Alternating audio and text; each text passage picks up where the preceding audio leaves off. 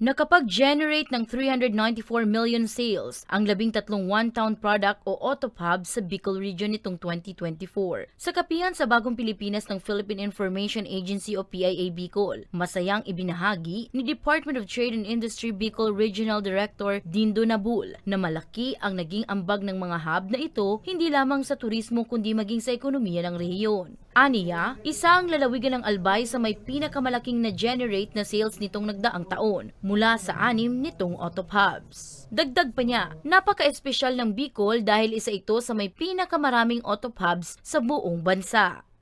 Tayo lang po in the Bicol region is the only region that has done so far in localizing the Autoplo. Okay, and it's now being cascaded in other provinces, in other regions of the country. So last year, we initiated to institutionalize the implementation of Republic Act 11960 or the Auto Philippines Act at the local level through the local government unit. So we we encourage our local government units to adopt the Autoplo locally.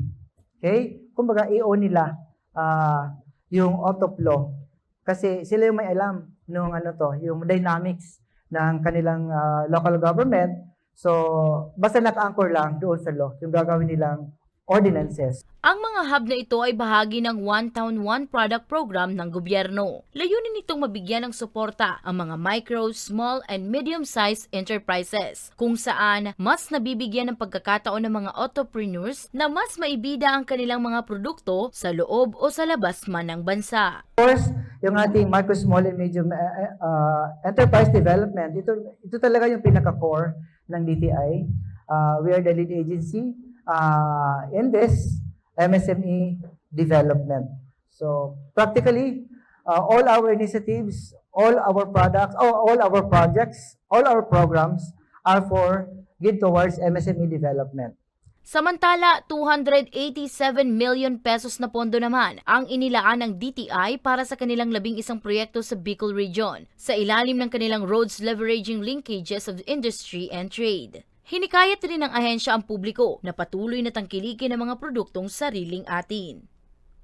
Para sa mga balitang Tatak Bicol, Danica Garcia.